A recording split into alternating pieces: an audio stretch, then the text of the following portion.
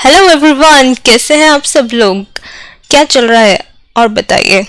चलिए आज हम पढ़ेंगे एसएफएम की थ्योरी में सिक्योरिटी एनालिसिस। ये चैप्टर से आपका थोड़ा सा प्रैक्टिकल पोर्शन भी आ जाता है, बट थ्योरी पोर्शन आज हम कवर करेंगे। सिक्योरिटी एनालिसिस पढ़ने के लिए मैं आपको बता दूं कि यहाँ पे हमने पहले इस टॉपिक्स के नाम देख लेते हैं। फंडामेंटल एनालिसिस, टेक्निकल एनालिसिस, इसके कुछ फैक्टर्स, कुछ टेक्निक्स एंड यहाँ पे meaning, assumption, theory, starting techniques, ये सब कवर करेंगे। एग्जाम पॉइंट ऑफ व्यू से इसके कुछ टॉपिक्स इंपॉर्टेंट नहीं है, वो मैं आपको बता दूंगी। तो चलिए स्टार्ट करते हैं।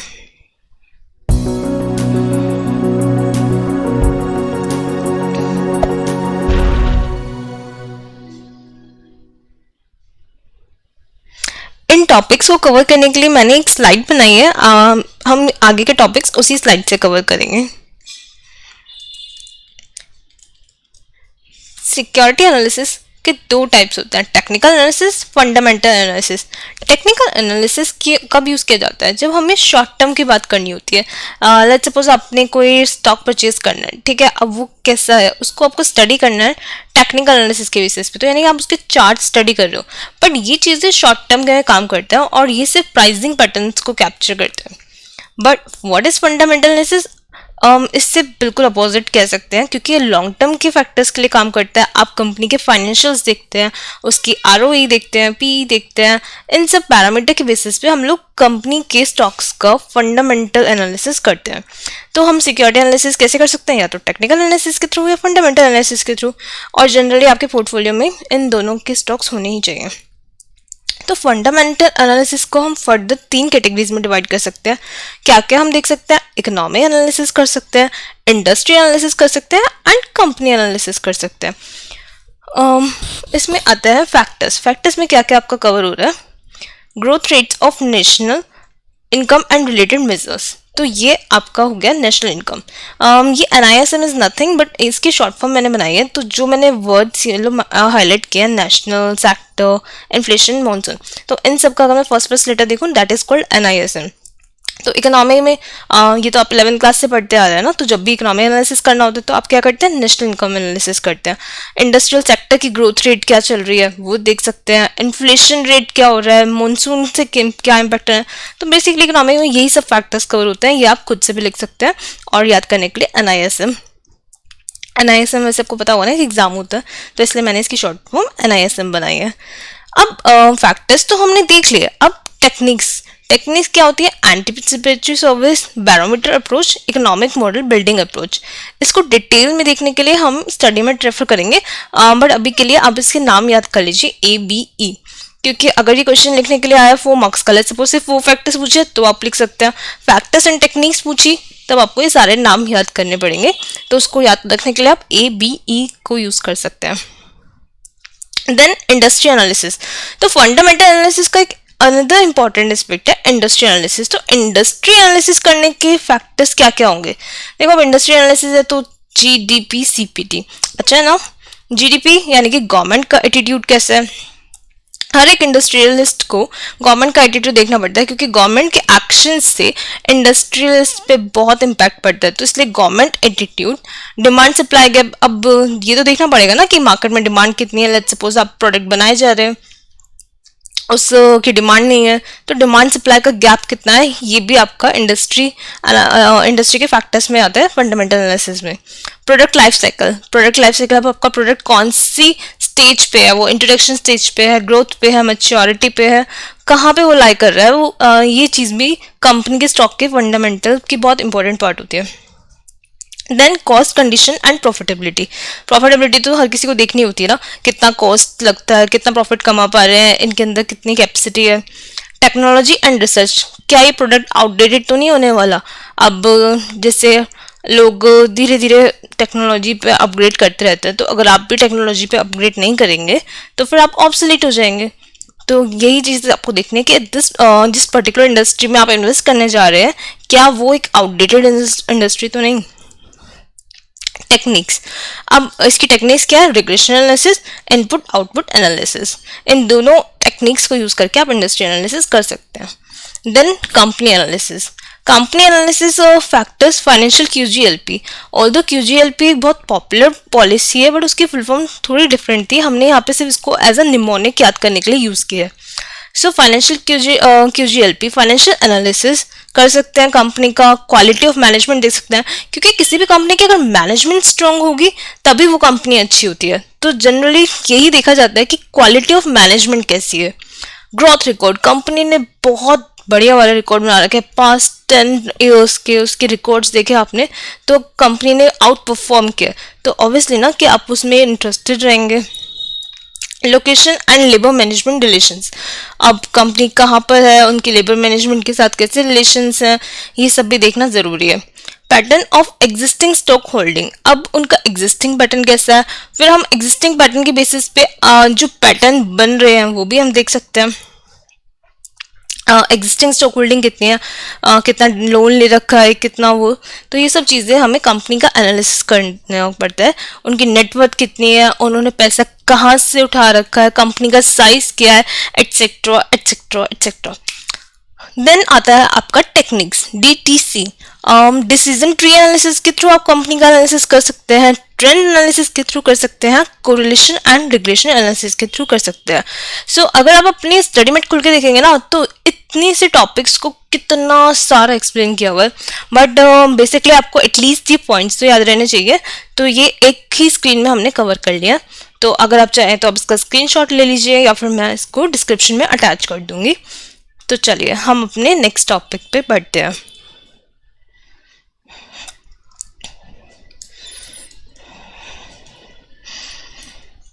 फंडामेंटल एनालिसिस की हमने बात की। So it is a based on assumption that share price depend upon the future dividend expected by the shareholder. The present value of the future dividend can be calculated by discounting the cash flow at an appropriate discount rate. पूरे इस वे में आपने देखा होगा कि हम discount rate की ही बात करते रहते हैं, और अभी तक नहीं देखा है तो आप आगे जब बाकी के चैप्टर्स करेंगे तो देखना कि हमें क्या करना होता है, डिस्काउंट डिस्काउंट डिस्काउंट, एवरीथिंग, सब कुछ डिस्काउंट करना होता है। The intrinsic value of a share, according to fundamental analyst, depicts the true value of a share. तो आप चाहे तो इसको रीड कर सकते हैं, बट बेसिकली मैंने आपको समझा दिया कि फंडामेंटल एनालिसिस क्या होता है। कंपनी के फाइनेंशियल स्टेटमेंट को डिटेल में एनालिसिस करना इज कॉल्ड फंडामेंटल एनालिसिस। ज़्यादातर ये तो हमारे पास एक एडवांटेज है ना कि दैट वी आर डूइंग सी, तो हम लोग कंपनी की फाइनेंशियल्स को बहुत अच्छे से समझते हैं, बाकी लोगों को इन चीज़ों से भी प्रॉब्लम आती है।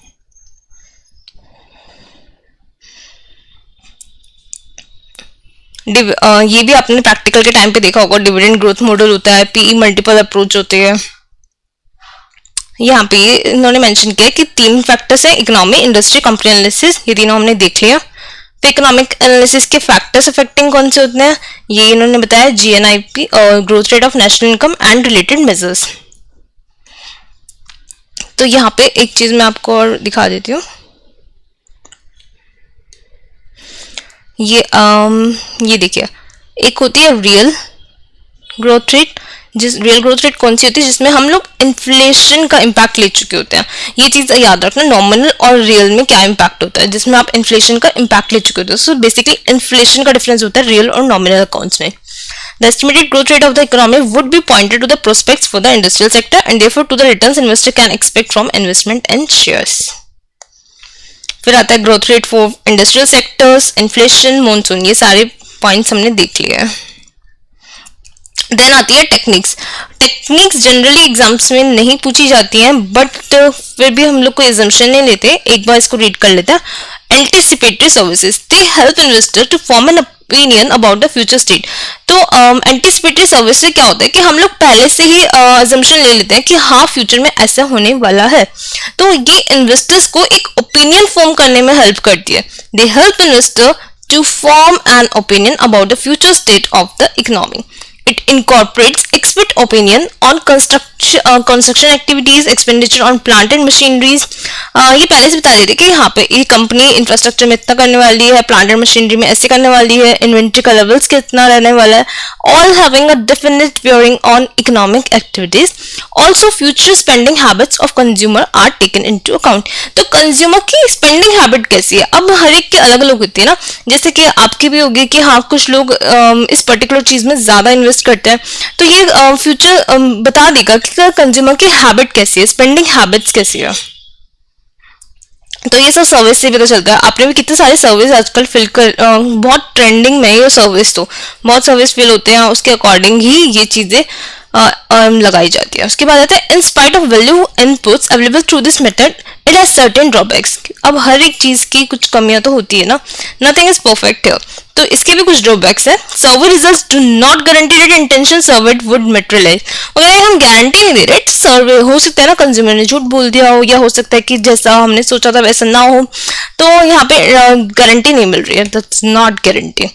They are not regarded as focus per se, as there can be a consensus approach by the investor for exercising his opinion. पहले कुछ सोचा था, बाद में माइंड बदल गया, कुछ भी हो सकता है ना। तो this is not regarded as forecast. हम कोई भविष्यवाणी नहीं कर रहे कि ऐसा ही होगा, we are just taking certain assumptions. Continuous monitoring of this practice is called to make this technique popular. तो आपको क्या करना होता है, continuous, ये तो रहना ही रहना है ना, continuous monitoring. Then आपका आता है barometer indicator approach. Various indicators are used to find out how the economy shall perform in the future. तो फ्यूचर में इकोनॉमी कैसे परफॉर्म करने वाली है वो कौन बताता है, barometer approach. The indicators have been classified as under leading indicator, roughly coincidental indicator, lagging indicator. तो ये तीन बताया है, लीडिंग, रफली कोइंसिडेंटल और लैगिंग इंडिकेटर। देखिए इसमें क्या करना है, पहला बोल रहे थे lead the economic activity in terms of their outcome, they relate to the time series data of the variable that reach high low points in advance of economic activity. तो यहाँ पे आप ये देखिए series data of the variables, आपने stats पढ़ा था बचपन में, याद है आपको 11th क्लास में स्टैट्स पढ़ाते हैं, तब यहाँ पे series data of the variable का वर्ड का यूज किया जाता है। तो बेसिकली लीडिंग इंडिकेटर्स क्या कर रहा है, ये लीड कर रहा है आपको आगे आने वाले टाइम के लिए। जैसे लीड नाम से पता चल रहा है ना कि आगे क्या होने वाला है, आगे आपके जो आउटकम होने वाले हैं, इकोनॉमिक कैसा करने वाली है। तो हम एक टाइम वेरिएबल्स ले रहे हैं कि यस लेट्स सपोज अब कोविड हुआ है, बट हम ये सोच रहे हैं कि नेक्स्ट 2 साल में ये चीज होने की संभावना है, तो जिसकी वजह से मार्केट ऐसा टर्न ले सकती है। एंड व्हाट इज रफली कोइंसिडेंटल इंडिकेटर्स, ये सेम पॉइंट ऑफ टाइम पे दिखता है, ये आज की बात कर रहा है, आज की बात कर रहा है कि नहीं, हम क्या चीजें ले सकते हैं, कंसिडर कर सकते हैं, जीडीपी कंसिडर कर सकते हैं, जो आपको आज का हाल बताती है कि जो भी पीक्स हो रहे हैं या फिर जो भी आपके ड्रॉज हैं, ये अप्रोक्सीमेटली सेम इकोनॉमी में कैसे वर्क कर रहे हैं। तो ये आज की बात करता है। और लैगिंग इंडिकेटर जो बीत चुका, अब हम जैसे 3 साल बाद की बात करें, अगर 3 साल बाद हम बोलेंगे कि 3 साल पहले कोविड आया था, तब मार्केट ने ये चीज की थी, तो पुराने डाटा से क्या हुआ, लैगिंग इंडिकेटर्स, लीडिंग इंडिकेटर्स जो हम आउटकम पे कर रहे हैं, फ्यूचर का सोच रहे हैं, और रफली कोइंसिडेंटल जो हम आज की बात कर रहे हैं। तो this is all about barometer approach. Economic model building approach, ये आपको बताती है a precise and clear relationship between dependent and independent variables. GNP model building और sectoral analysis used in practice through the use of national accounting framework. ये वैसे exam में अभी तक नहीं पूछा गया। The steps used are as follows. Hypothesize total economic demand by measuring total income based on political stability, rate of inflation, changes economic level, ये सब आप याद करना। Forecasting the GNP by estimating levels of various component, इसमें क्या क्या हो सकता है, आपके consumption expenditure हो सकता है, ग्रॉस प्राइवेट डोमेस्टिक इन्वेस्टमेंट हो सकता है, गवर्नमेंट परचेजेस हो सकती है। आफ्टर फोरकास्टिंग की बात करें तो GNP, add them up to obtain the forecasted GNP. Comparison is made of total GNP, thus arrived at this stat from an independent agency for the forecast of GNP, and then overall focus is tested for consistency. तो आपकी consistency के लिए इसको test करते रहेंगे. This is carried out for ensuring that both the total forecast and component wise forecast fit together in a reasonable manner. तो जो भी आपने फोकस किया वो आपस में उनका तालमेल तो बैठ जाए ना. That is called economic model building approach. Industry analysis के लिए हमने ये सब देखे, प्रोडक्ट लाइफ साइकिल देखा, डिमांड सप्लाई गैप्स, इनके बारे में हमने ब्रीफ डिस्कशन कर लिया है. अगर आपको डिटेल में रीड करना है तो आप कर सकते हैं. देन इसकी टेक्निक्स, रिग्रेशन एनालिसिस और इनपुट आउटपुट एनालिसिस, इनके बारे में आपको आई जस्ट थोड़ा बेसिक आइडिया तो होगा. और रिग्रेशन एनालिसिस भी स्टैट्स में यूज होता है, बहुत टिपिकल प्रोसेस होता है. इन्वेस्टर डायग्नोस करते हैं factors determining the demand of demand for output of the industry through product demand analysis. Factors to be considered are GNP, disposable income, per capita consumption. तो जितनी भी इकोनॉमी की terms होती है उन सब के बारे में बात कर रहे हैं. Four identify factors affecting demand. किन किन चीज़ों से बेसिकली आपकी डिमांड इफेक्ट हो रही है वो सारी टेक्निक्स रिग्रेशन एनालिसिस में कवर हो जाती है, और इसके लिए आप ये यूज करते हैं रिग्रेशन एनालिसिस और कोरिलेशंस. Input output analysis. किसी चीज़ के लिए आपने कितना इनपुट दिया था उससे कितना आउटपुट आया है. इंडस्ट्री में ये चलता है, इनपुट डाला कितना आउटपुट आया. आपको ये चीज़ें जानने की आपको इससे पता चलेगा कि गुड्स एंड सर्विसेज का फ्लो कितना हो रहा है. Intermediate steps in production process as goods proceeds from raw material stage through final consumption. कितना रॉ मटेरियल आया था, कितना फाइनल कंजम्पशन बन रहा है, तो इसी से ये आपका इनपुट आउटपुट एनालिसिस हो जाता है. Company analysis. Economic and industry framework provide the investor proper background. तो कंपनी एनालिसिस के लिए भी हमने बहुत सारे फैक्टर्स देखे थे. इसमें तो आप जो चाहे वो लिख सकते हैं, जो भी आपको याद है. नेटवर्थ लिख दो, बुक वैल्यू लिख दो, सोर्सेज, फंड्स का यूज क्या है, cross sectional time series analysis, size, ranking, growth records etcetera.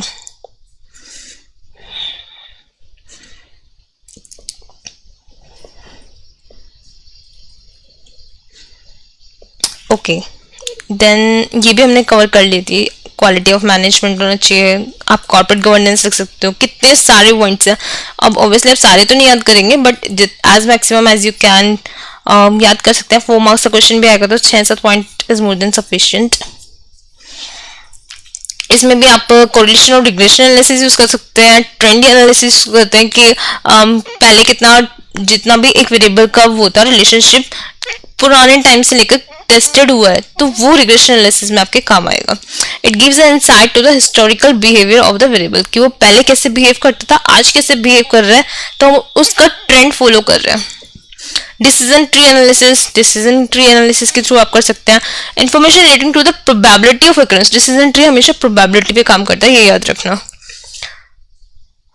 Focused value is considered useful. A range of values of the variable with probability of occurrence of each value is taken up. Like we can say कि 30% होने की probability कितनी है, 90% इतने होने की probability कितनी है. तो this is decision tree analysis कि आप probability set कर रहे हैं. The limitations are reduced through decision tree analysis and use of simulation techniques. Technical analysis. Technical analysis क्या होता है ये हमने डिस्कस कर लिया है. ये शॉर्ट टर्म के लिए होता है. ये प्राइस के मूवमेंट को कैप्चर करता है. This is a method of sharp price movement based on a study of price. तो ये सिर्फ और सिर्फ प्राइस को फॉलो करता है. उसकी क्या क्या पैटर्न्स आ रहे हैं, पहले कैसा था अब कैसा है. This is totally all about price theory. और charts on the assumption that share price trends are repetitive. तो हम एक assumption लेके चलते हैं कि जैसे पहले पैटर्न हुआ था. आई एम नॉट सेइंग कि जितना लास्ट ईयर प्राइस हुआ था उतना ही होगा. I am saying about patterns कि जैसा उस शेयर ने पहले पैटर्न फॉलो किया था. लेट्स सपोज उसने पहले फ्लैग पैटर्न बनाया था, फिर उसके बाद अब उसके स्ट्रक्चर को देख के लग रहा है कि हाँ जब ये पहले 600 होता है, फिर 605 होता है, फिर ऐसे होता है, तो it makes a flag.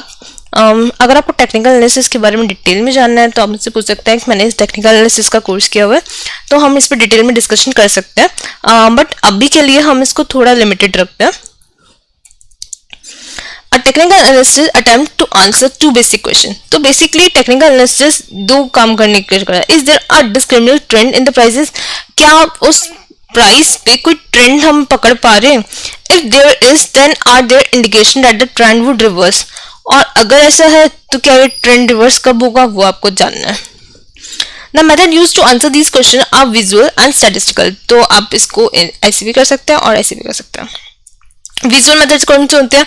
Based on examination of variety of charts to make out patterns. आपने बहुत डिफरेंट चार्ट्स खोले और आपने एनालाइज करना स्टार्ट किया और उसमें पैटर्न्स ढूंढे. वाइल द स्टैटिस्टिक्स प्रोसीजर क्या करता है? एनालाइज करता है price and return data to make trading decisions. Price को एनालाइज करेंगे और रिटन डेटा को. एजम्पशंस, टेक्निकल एनालिसिस क्या क्या एजम्पशन लेके चलता है कि जो भी स्टॉक होगा वो किस पे डिपेंड करेगा, डिमांड एंड सप्लाई पे, बेसिकली करता भी डिमांड एंड सप्लाई पे, जितना वॉल्यूम होगी ना स्टॉक की उसी बेसिस पे मार्केट का प्राइस मूव करता है. The supply and demand are actually governed by several factors which can be rational or irrational. For instance, a recent initiative taken by government to reduce the non-performing assets burden on banks may result in the demand for banking stocks. अब देखो किसी भी bank का अगर NPA कम होगा तो banking का stock तो बढ़ेगा ना, क्योंकि NPA is a bad term. अगर बैड चीजें कम हो रही है तो यानी कि ये बैंकिंग के लिए गुड न्यूज है, गुड न्यूज होगा तो उसका प्राइस मूव करेगा up. Stock price generally move in trends which continue for a substantial period of time. तो वो यही बोल रहा है कि हम हमेशा जो प्राइस होता है ना वो ट्रेंड में मूव करते हैं, और ये प्रैक्टिकली होता भी है. ये मैंने खुद भी रिसर्च किया इस चीज के ऊपर कि हाँ पैटर्न्स बहुत हेल्पफुल होते हैं. Stock prices generally move in trend which continue for a substantial period of time. Therefore there is a bull market going on. Let's suppose market up जा रही है और there is every possibility that there will soon be a substantial correction which will provide an opportunity the investor to buy shares at that time. अभी market up जा रही है, correction आएगी, market down जाएगी, तब अगर इन्वेस्टर इन्वेस्ट करेगा फिर मार्केट अप जाएगी, फिर उसको प्रॉफिट होगा. Technical analysis relies upon chart analysis which shows a past trend. तो आपको क्या करना है, चार्ट एनालिसिस करने हैं, पास्ट ट्रेंड देखने हैं, rather than the information in the financial statement like balance sheet और profit and loss account. Principle of technical analysis. तो प्रिंसिपल क्या है, technical analysis is based on following three principles. Market discount everything, जैसे मैंने आपको बोला था कि एसएफएम पूरा ही डिस्काउंटिंग कॉन्सेप्ट पे बेस्ड है. मार्केट सब कुछ डिस्काउंट कर रही है, प्राइस ट्रेंड में मूव कर रहा है और हिस्ट्री रिपीट होगी. ये तीन assumptions आपको लेके चलनी है टेक्निकल एनालिसिस के लिए. Basically these are three principal for technical analysis. अब आती है थ्योरीज ऑफ टेक्निकल एनालिसिस. सुनने में तो these are very fascinated but exam perspective से they are not so important. तो अगर आपको ये बहुत डिटेल में पढ़नी है तो आप पढ़ सकते हैं, बट एग्जाम के लिए इतनी इम्पोर्टेंट नहीं है. डाउ थ्योरी बहुत पुरानी थ्योरी है और ये कह सकते हैं कि बहुत इंसेप्शन से है. The Dow theory is one of the oldest and most famous technical theories. It was originated by Charles Dow, उसने अपने नाम पे बना दिया. The found of Dow Jones company in late 19th century. ठीक है, ये सब पढ़ लेना. The Dow theory is based upon the movement of two indices. तो ये टू इंडाइसेस के मूवमेंट पे बात करता है, कंस्ट्रक्टेड बाय चार्ल्स डाउ, DGAIA and DGTA. These averages reflect the aggregate impact of all kind of information of the market. तो जैसे अभी भी हम देखते हैं द एक्सपोनेंशियल मूविंग एवरेजेस होते हैं, उनको देखते हैं. तो चार्ल्स डाउ ने सबसे पहले ये चीजें निकाली थी, एवरेजिंग के इंडस्ट्रियल एवरेज निकाला और ट्रांसपोर्ट एवरेज निकाला. These average reflect the aggregate impact of all kind of information on the market. तो जितनी भी इंफॉर्मेशन होती है जिसका भी इम्पैक्ट बढ़ सकता है उन सबको इकट्ठा कर लिया. The movement of the market are divided into three classification. उसके बाद तीन चीजों में उसने डिवाइड किया, all going at the same time. Primary movement उसने क्या बताया, the primary movement, the secondary movement and the daily fluctuation. उसने बोला कि सब एक साथ हो रहा है. The primary movement is the main trend of the market. तो उसने बोला प्राइमरी मूवमेंट क्या होगा, मार्केट का मेन ट्रेंड, कि मार्केट इज गोइंग अप, तो ये हमारा प्राइमरी मूवमेंट हो गया, जो चलता है आपका 1 साल से लेके 3 साल तक का. This trend is commonly called bear और बुल मार्केट. तभी हम बोलते हैं अगर मार्केट लेट्स सपोज 1 साल तक बढ़े जा रही है तो we will say this is a bull market. And the secondary movement of the market, I am not saying कि बीच में अगर एक दिन गिर गई तो this is all about pattern कि अल्टीमेटली हो क्या रहा है. The secondary movement of the market is shorter in duration than the primary movement. उसके बाद secondary movement primary से छोटा होता है और opposite in direction होता है. पहले बढ़ रही थी फिर घट रही है. It lasts from 2 weeks to a month or more. तो 2 हफ्ते तक मार्केट गिरती रही. The daily fluctuations are the narrow movements from day to day. Daily fluctuations कभी बढ़ रहा है घट रहा है, तो this is not the impact. Let me draw. आपको आई होप समझ में आ गया होगा, but I am just saying, फिर भी मैं ड्रॉ कर देती हूँ. लेट्स सपोज ये मार्केट थी, ओके, तो थोड़ा सा बढ़ी थोड़ा सा गिरी,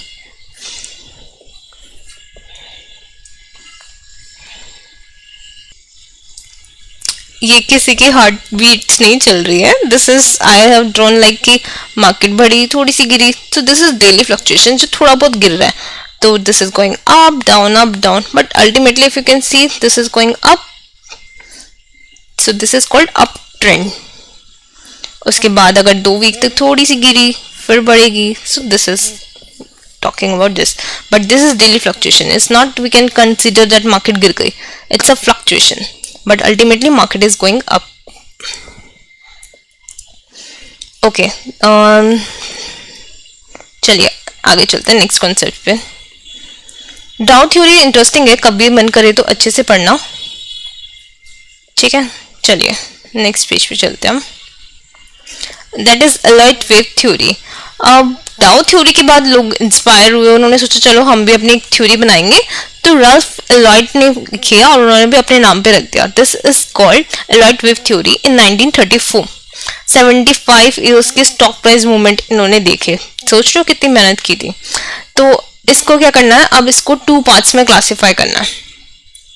impulsive patterns, corrective patterns.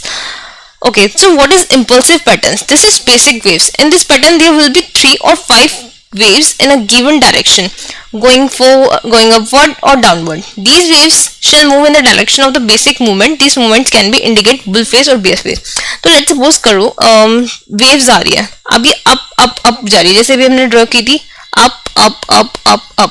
तो this is called impulsive patterns. Basic wave.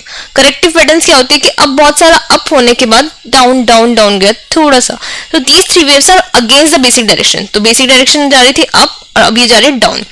तो these 3 waves are against the basic direction of the basic movement. Correction involves correcting the earlier rise in case of bull market and fall in case of bear market. तो अगर bull market थी तो correction यानी कि opposite जाएगी, downward जाएगी, और अगर बेयर मार्केट थी डाउनवर्ड जा रही थी तो करेक्शन में अप जाएगी. Got it? So this is called impulsive pattern, which is basic waves, and corrective patterns, which are correction.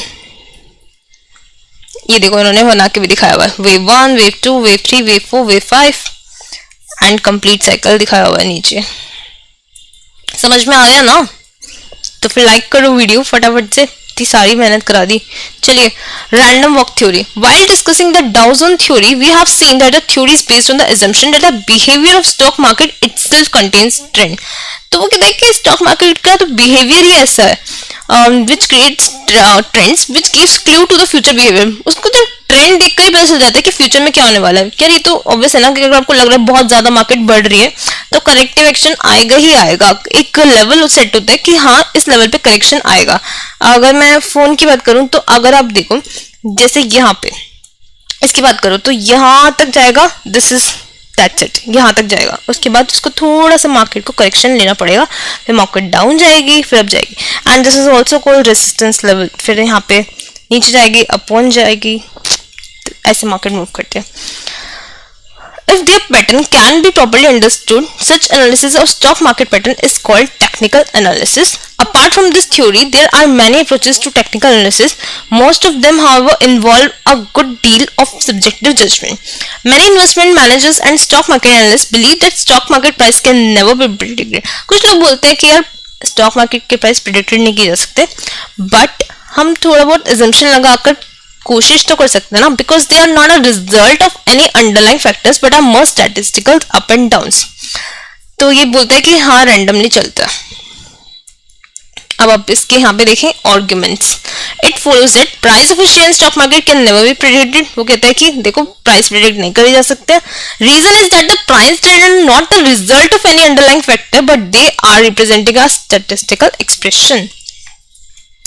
There may be a periodical ups or down in share price.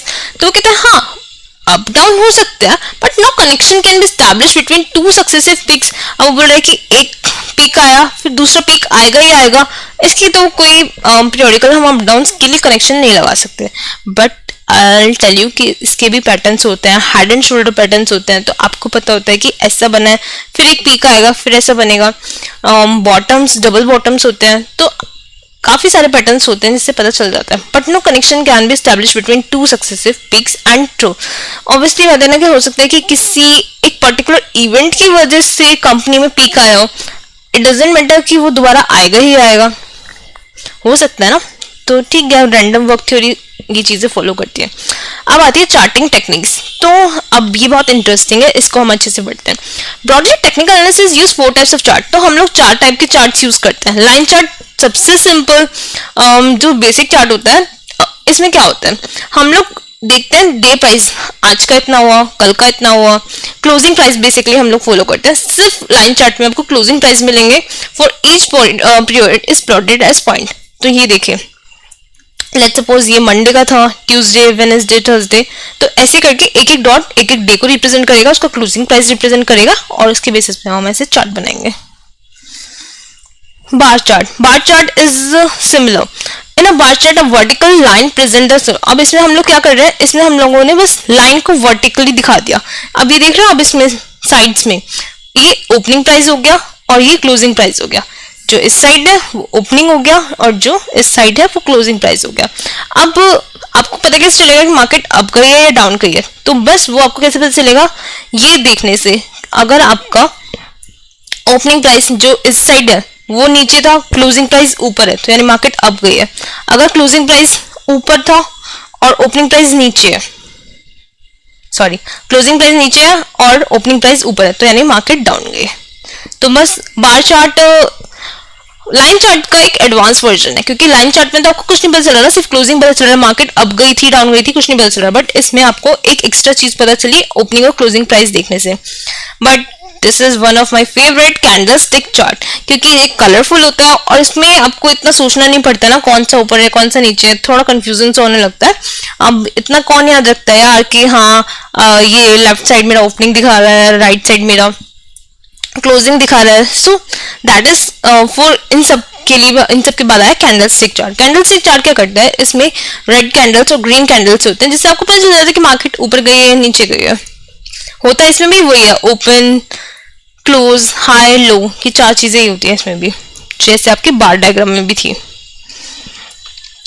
Okay okay okay, सी इन्होंने colours नहीं दिए but इन्होंने कोशिश की बनाने की। White candle, black candle, doji candle sticks, ये सारे बहुत डिफरेंट डिफरेंट पैटर्न्स होते हैं और बहुत इंटरेस्टिंग होते हैं। कभी इसको समझने के लिए हम लोग डिस्कस करेंगे। पॉइंट एंड फिगर चार्ट, ये इन्होंने पॉइंट से क्रॉस कर दिया। ये आपके जितने भी प्राइस चल रहे हैं, किस डे पे कितना प्राइस हुआ, इन्होंने 0 काटा, ऐसे बताया, बेसिकली प्लॉटिंग किया। मार्केट इंडिकेटर्स कौन कौन से होते हैं, सपोर्ट एंड रेसिस्टेंस लेवल। अब थोड़े से टॉपिक्स ही बचे हैं, चलिए ये भी फटाफट से खत्म करते हैं। मार्केट इंडिकेटर्स, ये टॉपिक न्यू है, पहले आरटीपी में एंड हुआ था, इसलिए हम इसको अच्छे से पढ़ेंगे।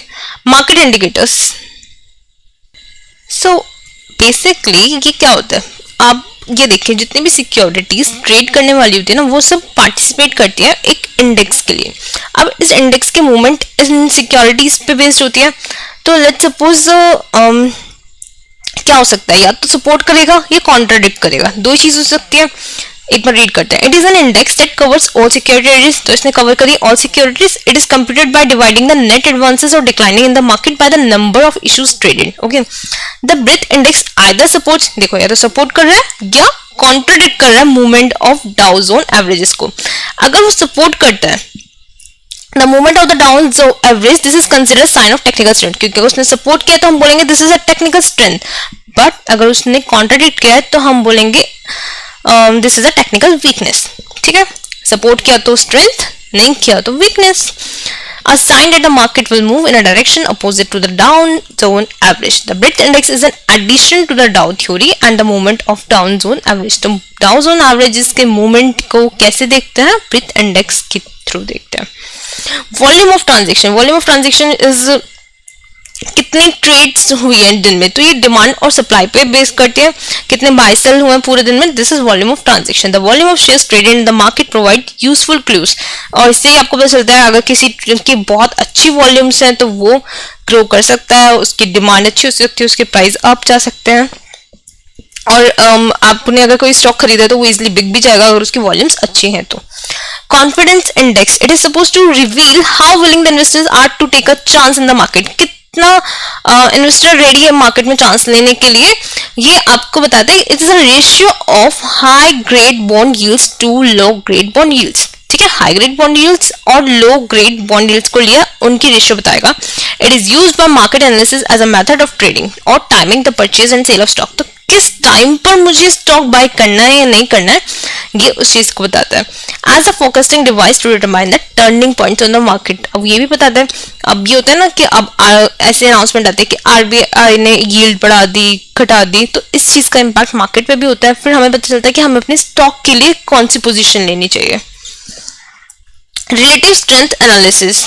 This is the relative strength concept suggest at अगर आप इसको भी देखेंगे ना तो ये प्रैक्टिकली बहुत डिटेल्ड है. The relative strength concept suggests that the price of some security rise relatively faster. अब आप कुछ देखोगे मार्केट बुल है, बट जैसे मार्केट बढ़नी शुरू करी कुछ स्टॉक उससे भी जल्दी बढ़ने लगते हैं. और कुछ ऐसे भी होते हैं कि अगर बुल मार्केट है, मार्केट डिक्लाइन कर रही है पर वो थोड़ा धीरे धीरे गिर रहा है. So this is relative strength analysis.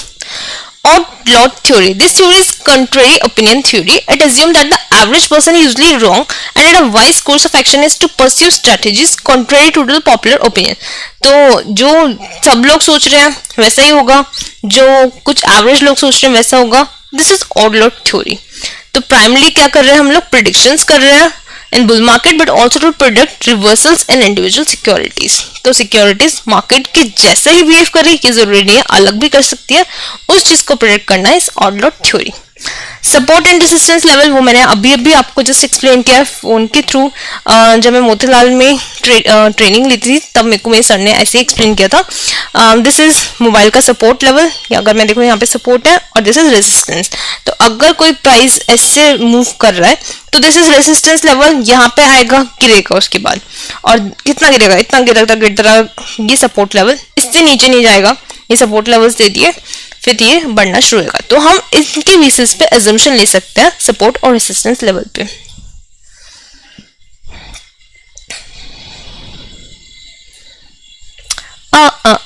This is interpreting price patterns. अब बड़े अच्छे पैटर्न्स, प्राइस पैटर्न्स को एनालाइज करने के लिए बनाए गए हैं. First is channel. चैनल कैसे होता है, देखो ये आपका चैनल पैटर्न है. तो प्राइस कैसे मूव कर रहा है, अप डाउन, दो चैनल्स के बीच में ही मूव करेगा वो. तो ये उसने अपना चैनल्स बना लिया कि हाँ मुझे ऐसे ही रहना है, और अप डाउन होगा तो वो विद इन चैनल होगा. विग. तो विग क्या होता है, when the tops and bottoms change in opposite direction, that is if tops are decreasing and the bottoms are, ये देखो ना एक wig बन रहा है, सी. तो यहाँ पे क्या होता है, कब बनता है ये, जो आपकी tops resistance level and bottom support levels ये अपोजिट डायरेक्शन में चेंज होते हैं. यानी कि टॉप्स डिक्रीज हो रहे हैं, ये देखो टॉप्स डिक्रीजिंग पैटर्न में जा रहे हैं, बन तो ऊपर हाई जा रहा है आ रहा है, बट नीचे देखो डाउनवर्ड हो रहा है ना, और जो आपके नीचे वाले हैं वो ऊपर जा रहे हैं. तो this is creating a wig. Head and shoulders, इसका भी हमने थोड़ा सा डिस्कशन किया था. See this is shoulders and this is head. तो ऐसे ही जब आपका प्राइस यहाँ आया, फिर ऐसे उसने एक टर्न लिया है, फिर यहाँ पे, तो वो हम प्रेडिक्शन लगा सकते हैं कि अगर आपका ये हेड एंड शोल्डर पैटर्न बन रहा है या नहीं बन रहा है, उसके बाद आपका प्राइस कहाँ जाने वाला है. तो this is your shoulders, this is your head, और उसके बाद ये बन जाता है एक अच्छा सा पैटर्न. तो एक बार अगर आपने ये अपने शोल्डर्स और हेड आइडेंटिफाई कर लिए, दिख रहा है आपको, तो इसे हम ना नेक लाइन बोलते हैं. ये जो आपकी जा रही है ना दोनों शोल्डर्स को काटते हुए, दिस इज नेक लाइन. और ये नेक लाइन से अगर आपका ये प्राइस पैटर्न नीचे जाता है, so we can see that price is falling. तो हम लोग इस पे हम सेलिंग पोजीशन लेंगे, क्योंकि प्राइस फॉल कर रहा है, तो हम सेलिंग पोजीशन ले लेंगे. सिमिलरली इसका एक रिवर्स भी होता है, that is called inverse. Inverse head and shoulders में क्या होता है, ये देखो आपका डाउन शोल्डर, देन हेड, फिर शोल्डर, और ये आपकी नेकलाइन हो गई. जब इस नेकलाइन को प्राइस क्रॉस करेगा तो it means price is going up, तो हम यहाँ पे बाइंग पोजीशन लेते हैं. तो ये पैटर्न्स बहुत इंटरेस्टिंग होते हैं और इनको हम एक बार डिटेल में जरूर डिस्कस करेंगे, but not in this lecture, future में. Then triangle coil formation, this is not good. This formation represent a pattern of uncertainty and is difficult to predict when they when which way the price will break out. उसके बाद flags. This is one of my favorite pattern. This is flags and pinion form. This form signifies a phase after which the previous price trend is likely to continue. तो ये देखिए, अब ये क्या कर रहा है, फ्लैग पैटर्न. फ्लैग पैटर्न इन्होंने अच्छे से नहीं बनाया हुआ, ये वाला फिर भी सही है.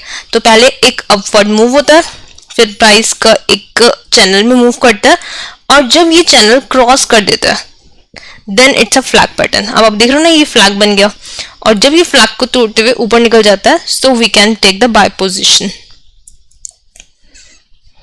थोड़ा सा अगर ये ऐसा भी होगा चलता है, बट फ्लैग जैसा दिखना चाहिए, और जब इसको क्रॉस करेगा तो तभी हमारा फ्लैग पैटर्न बन जाएगा. डबल टॉप फॉर्म, दो टॉप्स मिल गए आपको. डबल बॉटम्स में दो बॉटम्स मिल गए आपको.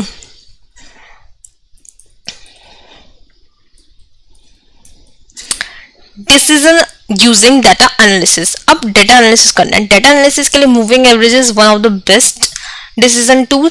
Moving averages are frequently plotted with price to make buy and sell decision. Generally I prefer 5, 13 and 26. मैं इन तीनों के moving averages लेती हूँ. Moving averages are frequently plotted with price to make buy and sell decision. The two types of moving averages used by charters are the arithmetic moving averages and EMA. तो मैं EMA follow करती हूँ. And period EMA at period T is nothing but the simple average of the last. तो ये जो EMA है तो simple arithmetic means से हुआ है. To identify trend, technical analysis use moving average analysis. तो वो क्या कर रहे हैं, 200 डे का moving averages लिया, 30 वीक्स मूविंग वीकली प्राइस पे, और आइडेंटिफाई किया लॉन्ग टर्म ट्रेंड.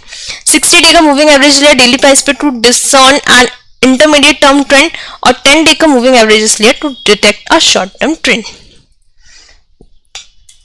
ये उन्होंने एग्जांपल दिया. ये मेरे को ना प्रैक्टिकल वाले पोर्शन के लिए अच्छे से पढ़ लेना, क्योंकि उसमें प्रैक्टिकल क्वेश्चन आते हैं. एक दो ही प्रैक्टिकल क्वेश्चन है, और एक बार शायद इस वाले एग्जाम में भी आया है, तो वो क्वेश्चन अच्छे से करके जाना. Buy and sell signals provided by moving average analysis. ये भी आपका ईएमए वाला टॉपिक आपका बेसिकली प्रैक्टिकल पर्पस के लिए ही इंपॉर्टेंट है. इवोल्यूशन ऑफ टेक्निकल एनालिसिस, इसको हम स्किप कर सकते हैं. डिफरेंस आपको पता चलिए क्या है फंडामेंटल और टेक्निकल एनालिसिस में, ये आप लिख सकते हैं. इसमें आप क्या बोलेंगे, रूल क्या है, प्राइस डिस्काउंट करता है और यहाँ पे कैप्चर करता है. यहाँ पे बेसिकली हम प्राइस पैटर्न फॉलो कर रहे हैं और वो प्राइस की डिस्काउंटिंग देख रहा है. ये लॉन्ग टर्म के लिए, शॉर्ट टर्म के लिए. प्रोस्पेक्ट्स आप कैसे आपने मेजर किए थे, जीडीपी से, इन्फ्लेशन रेट से, ऐसे ऐसे, और इसमें हमने फ्यूचर प्राइसेस से, हिस्टोरिकल प्राइसेस से मूवमेंट के प्राइस मूवमेंट देखा, वॉल्यूम देखा, ऐसे. Efficient market theory, efficient market hypothesis. Efficient market theory was developed by University of Chicago professor Eugene Fama in the 1960. ये भी बहुत पुरानी theory है. At any given time, all available price sensitive information is fully reflected in security price. तो कहते हैं जितनी भी price sensitive information होती है ना, प्राइस पे उसमें impact पड़ गया होता है. तो ये सारी की सारी चीजें प्राइस सिक्योरिटी के प्राइस को रिफ्लेक्ट करती हैं. Thus, this theory implies that no investor can consistently outperform the market as every stock is appropriately priced based on available information. क्योंकि कुछ भी इंफॉर्मेशन आएगी, प्राइस मूव कर जाएगा, तो कोई बंदा कितना प्रेडिक्ट कर लेगा, सीधी सी बात है. Stating otherwise, theory state that no one can beat the market. तो कहते हैं मार्केट से जीतना कोई नहीं जीत सकता मार्केट से. Hence making it impossible for investors to either purchase undervalued stock or sell stocks for inflated price, as stocks are always traded at their fair value on stock exchange. Hence it is impossible to outperform the overall market through expert stock selection or market timing, and that the only way an investor can possibly obtain high returns is by purchasing risky investments. तो अगर risk लोगे तो return अच्छे मिलेंगे. Search for theory when empirical, ये सब बेकार है. Misconception about efficient market theory. तो मिसकंसेप्शंस क्या क्या है इसकी ये देख लेते हैं. It implies that market price factor in all available information, and as such it is not possible for an investor to earn consistent long-term returns from market operations. Although price trend to fluctuate, they cannot reflect fair value. This is because the future is uncertain. तो कहता है future का पता नहीं, तुम्हारे price का क्या पता चलेगा कि फेयर वैल्यू ही रिफ्लेक्ट कर रहा है. The market springs surprisingly continually and as prices reflect the surprises they can fluctuate. तो मार्केट में सरप्राइज आया, प्राइस भी आपको सरप्राइज देगा फ्लक्चुएट करके. Inability of institutional portfolio manager to achieve superior investment performance implies that they lack competence in an efficient market. Lack competence. It is not possible to achieve superior investment. कहते थे कोई भी ना एक superior investment नहीं कर सकता, ये कि जब मार्केट बढ़ी तभी बेचेगा, घटी तो बेचेगा, तो ये ऐसा कोई भी नहीं है जो सुपीरियर इन्वेस्टमेंट परफॉर्मेंस की गारंटी दे सके।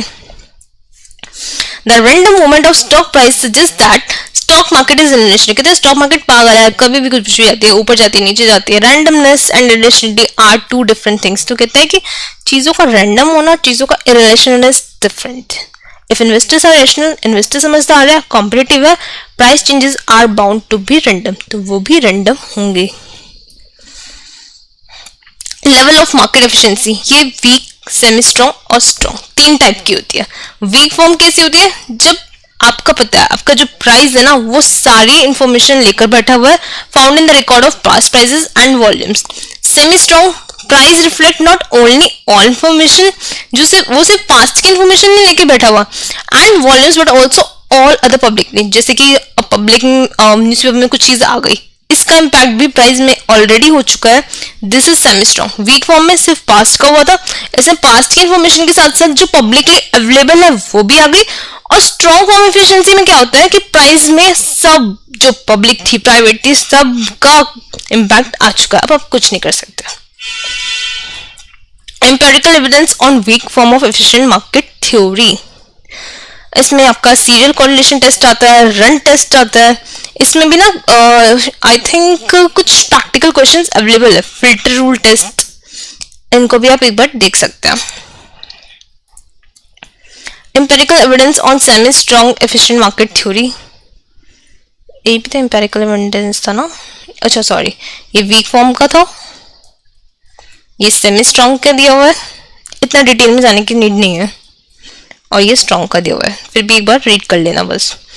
चैलेंजेस क्या होते हैं? सबसे पहले इंफॉर्मेशन इनएडिक्वेसी, अगर आपके पास पर्याप्त इंफॉर्मेशन नहीं होगी, इंफॉर्मेशन इनएडिक्वेट होगी, तब क्या होगा? Information is neither freely available, अब हर सारी इंफॉर्मेशन तो आपको फ्रीली अवेलेबल नहीं होगी ना, not rapidly transmitted to all participant in the stock market, और ये भी नहीं कि आप ठीक है किसी एक को कुछ पता चली, एक को कुछ पता चली, हर किसी को सारी इंफॉर्मेशन पता चलेगी तो पॉसिबल नहीं है। This is calculated attempt by many companies to circulate misinformation. तो क्या करती है कंपनी?